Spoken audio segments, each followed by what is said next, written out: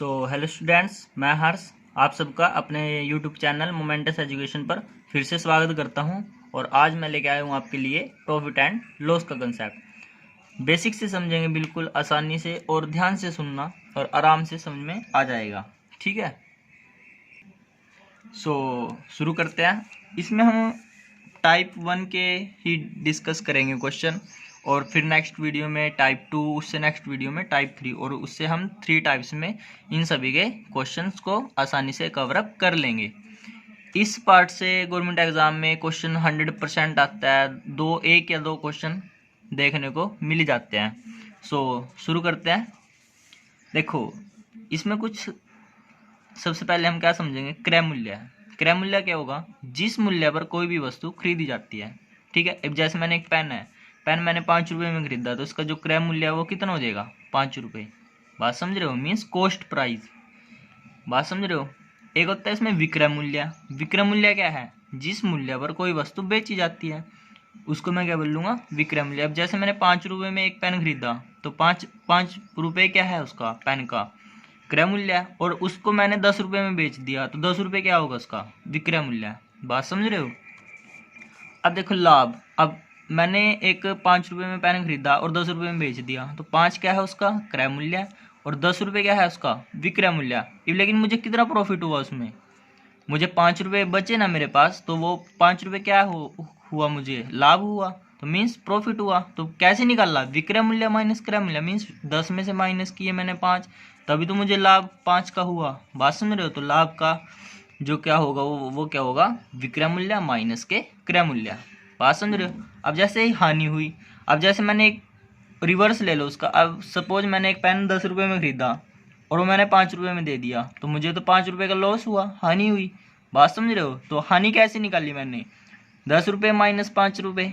बात समझ रहे हो? अब 10 रुपये क्या था? क्रय मूल्य 10 रुपये में, क्योंकि मैंने खरीदा था उसको, और बेचा कितने में था? 5 रुपये में। तो बात समझ गए हो? तो हानि क्या हुई? क्रय मूल्य माइनस के विक्रय मूल्य। डन। ऐसी लाभ प्रतिशत है, लाभ प्रतिशत हो, हानि प्रतिशत हो। एक बात हमेशा याद रखना, किसकी रिस्पेक्ट में निकालेंगे? क्रय मूल्य की रिस्पेक्ट में। हमेशा किसकी रिस्पेक्ट में निकालेंगे? क्रय मूल्य की रिस्पेक्ट में। बात समझ रहे हो? तो लाभ प्रतिशत क्या होगा? लाभ का पता होना चाहिए हमको। सबसे पहले लाभ प्रतिशत निकालने के लिए डिवाइडेड बाय कर देंगे इसको क्रय मूल्य से, और मल्टीप्लाई कर देंगे 100 से। बात समझ रहे हो? तो मीन्स लाभ को हमेशा क्रय मूल्य की विद रिस्पेक्ट टू निकाल लेंगे, और हानि को भी क्रय मूल्य की विद रिस्पेक्ट टू हम निकाल लेंगे। ओके। अब हमारे पास है एक बेसिक फॉर्मूला है, और इम्पोर्टेंट है। इस फॉर्मूले से 100% क्वेश्चन आने के चांस होते हैं। तो देखो, विक्रय मूल्य क्या होगा? SP mean selling price, equal to क्या होगा? क्रय मूल्य मल्टीप्लाई 100 माइनस प्लस लॉस्ट होगा या प्रॉफिट परसेंट होगा, इसमें ऐड कर देंगे और डिवाइड कर देंगे 100 के साथ। अब इस फॉर्मूले को डिस्कस करेंगे हम आगे क्वेश्चंस में, और इसकी ट्रिक भी निकाल लेंगे कि इस फॉर्मूले के बेस के जो क्वेश्चन होंगे वो उसको आसानी से ट्रिक से निकाल सकें हम। ओके। हम इसमें बेसिक क्वेश्चन करेंगे, और जिससे कि आपका कंसेप्ट डेवलप हो, और फिर आगे आपका लेवल इंक्रीज करते जाएंगे। देखो, एक पुस्तक का क्रय मूल्य रुपये 110 है, तथा विक्रय मूल्य उसका कितना है? 123.20 है, मीन्स रुपये है, मीन्स 123 रुपये 20 पैसे है। इसे बेचने पर पुस्तक विक्रेता को कितने प्रतिशत लाभ होगा? क्या पूछ रहा है? कितने प्रतिशत लाभ होगा? अब प्रतिशत लाभ निकालने के लिए हमको पता है, लाभ का पता होना जरूरी है। ठीक है, तो लाभ कैसे निकाल लेंगे? क्रय मूल्य का पता है, विक्रय मूल्य पता है, तो लाभ निकाल नहीं सकते हम? विक्रय मूल्य माइनस के क्रय मूल्य, मीन्स 123.20 माइनस कर देंगे 110, तो यहाँ से कितना आ जाएगा? 13.20। तो लाभ प्रतिशत निकालने की हमको क्या जरूरत थी? लाभ की। और किसकी रिस्पेक्ट में निकालते हैं? क्रय मूल्य की रिस्पेक्ट में। तो लाभ डिवाइडेड बाय क्रय मूल्य मल्टीप्लाई 100%। तो फॉर्मूले में पुट कर दो, डायरेक्ट आंसर आ जाएगा।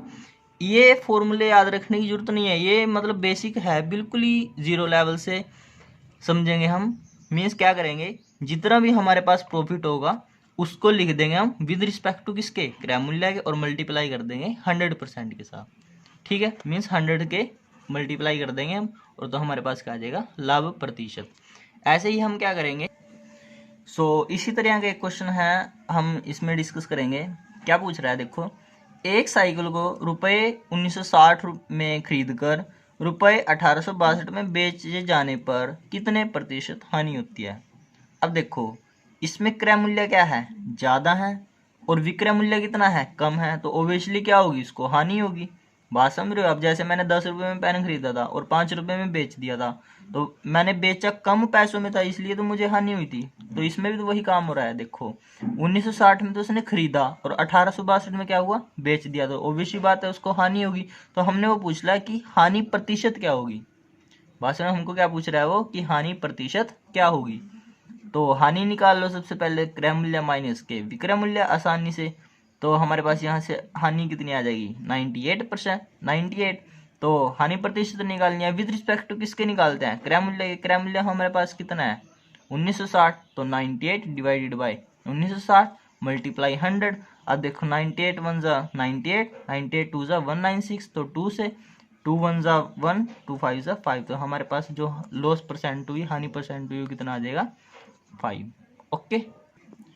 सो एक और क्वेश्चन लेंगे हम। देखो क्या पूछ रहा है हमको। आदित्य ने एक गाय रुपये 8,580 में बेचकर 4% लाभ कमाया। उसने यह गाय कितने रुपए में खरीदी। बात समझ रहे हो। अब 4% लाभ हुआ उसको 8,580 में बेचकर एक गाय को। बात समझ रहे हो। 4% क्या हुआ, उसको लाभ हुआ। उसने वह गाय कितने में खरीदी, मीन्स उसका क्या पूछ रहा है वो, सीपी कॉस्ट प्राइस पूछ रहा है, क्रय मूल्य पूछ रहा है। तो विक्रय मूल्य दे रखा है हमको, लाभ प्रतिशत दे रखा है। बात समझ रहे हो। तो क्रय मूल्य निकालना है। अब देखो मैंने फॉर्मूला नहीं लिखवाया था, ये देखो। तो विक्रय मूल्य मीन्स सेलिंग प्राइस बराबर किसके होगा, क्रय मूल्य मल्टीप्लाई 100 या plus minus lost profit percent divided by 100। तो इस फॉर्मूले का यूज करेंगे हम। तो देखो अब हमने क्या किया, विक्रय मूल्य की वैल्यू हमको पता थी, क्रय मूल्य हमको निकालना है, और 100 प्लस, अब देखो लाभ हुआ इसको 4%, इसलिए हमने क्या किया, इसमें प्लस किया। अगर यहाँ पे लॉस होता तो इसमें क्या करता, मैं माइनस करता, और डिवाइड कर दिया 100 के साथ। तो इसको हमने क्या कर दिया, सोल्व कर दिया। अब देखो क्रय मूल्य हमको निकालना था, तो ये 100 इधर जाके मल्टीप्लाई में हो जाएगा, और 100 प्लस 4 104 हो जाएगा, और इधर आने के क्या हो जाएगा, डिवाइड में। ठीक है। तो काट दो इसको। अब जैसे 13 पे काट दो इसको, तो 13 8 104, तो 8। ठीक है। और फिर यहाँ से क्या बन जाएगा, 13 6 78, और फिर 7 आगे, और 13 6 78, 0 की 0। अब 2 पे काट दो इसको 4, अब यहाँ से क्या आ जाएगा 3 3 0। अब इसको भी काट दो 2 मीन्स 5 और 25। ठीक है। तो यहाँ से हमारे पास क्रय मूल्य जो कितना आ जाएगा, वो हमारे पास आ जाएगा 8,250, मीन्स उसने उस गाय को 8,250 में खरीदा था और बेचा कितने में था, 8,580 में, इसलिए उसको 4% का लाभ हुआ था। बात समझ रहे हो। ठीक है पूरा। अब देखो ये इंपॉर्टेंट क्वेश्चन है, इस तरह के ही क्वेश्चन देखने को मिलते हैं लगभग। ये हमारी टाइप फर्स्ट है। ये जो हमने पीछे क्वेश्चन किया वो सब बेसिक था, ये था कि आपका कंसेप्ट थोड़ा डेवलप हो जाए। अब जो ये क्वेश्चन है ये इंपॉर्टेंट है, और इस क्वेश्चन की मैं आपको ट्रिक भी बताऊंगा। देखो तो एक घड़ी को रुपये 2,880 में बेचने पर एक व्यक्ति को 10% हानि होती है। बात समझ रहे हो। तो वह इसे कितने में बेच दे कि उसे 5% लाभ हो। अब देखो क्या हुआ कि एक घड़ी 2,880 में बेच दी और उसको 10% हानि होती है। अगर मैं उसको इस दाम पर बेचता हूं, तो मैं उस घड़ी को कितने दाम पर बेचूं कि मुझे क्या हो, 5% का लाभ हो। अब देखो इसकी ट्रिक क्या है। अगर ऐसा क्वेश्चन आ जाए तो क्या करना होगा, जितने रुपए में उसको बेचा सबसे पहले मैं उसको लिखूंगा। ठीक है। जितने रुपए में उसको बेचा सबसे पहले मैं क्या लिखूंगा, उसको लिखूंगा। और अगर उसको हानि हुई तो मैं क्या करूंगा, 100 में से माइनस करके नीचे लिखूंगा। ठीक है। और जितना उसको लाभ हुआ या जितना हमको लाभ चाहिए उसमें उसको मैं क्या लिखूंगा, ऊपर लिखूंगा 100 में प्लस करके। बात समझ रहे हो। जितनी भी हमको हानि होगी उसको मैं नीचे लिखूंगा 100 में से माइनस करके जितनी हानि होगी, और जितना हमको लाभ चाहिए या जितना हमको लाभ है उसको मैं क्या लिखूंगा, ऊपर लिखूंगा 100 में प्लस करके। बात समझ रहे हो। तो यहाँ से क्या आ जाएगा 2880 मल्टीप्लाई, इसको ऐड करेंगे 105 और इसमें से माइनस करेंगे तो 90, तो इसको काट दो 0 से 0, तो 9 3 ज़ा 27 और फिर 1 कैरी तो 9 2 ज़ा 18, तो 32 मल्टीप्लाई 105, तो हमारे पास क्या आ जाएगा 3360 रुपये। ठीक है, तो अगर मैं 3360 में उस घड़ी को बेचता हूँ तो मुझे क्या होगा 5% का लाभ होगा। ओके, सो अब देखो इस क्वेश्चन को समझो, सेम ही कंसेप्ट है, बस ट्रिक याद रखना। एक कुर्सी को 300 रुपये में बेचने पर उसे 10% की हानि होती है। उस कुर्सी को कितने में बेचा जाए कि उसे 20% का लाभ हो। बात समझ रहे हो, सेम क्वेश्चन है। अब मैंने क्या बताया आपको, अगर इस तरह का क्वेश्चन आ जाए तो हमको कुछ नहीं करना, सबसे पहले हमको ये देखना कि उसको कितने रुपए में बेचा गया। ठीक है, तो उसको लिख दूंगा मैं, मल्टीप्लाई करूंगा उसको कितनी हानि हुई या कितना लाभ हुआ। अगर लाभ हुआ तो मैं 100 में से प्लस करके उसको ऊपर लिखूंगा, और अगर मुझे हानि हुई तो 100 में से माइनस करके मैं उसको क्या लिखूंगा, नीचे लिखूंगा।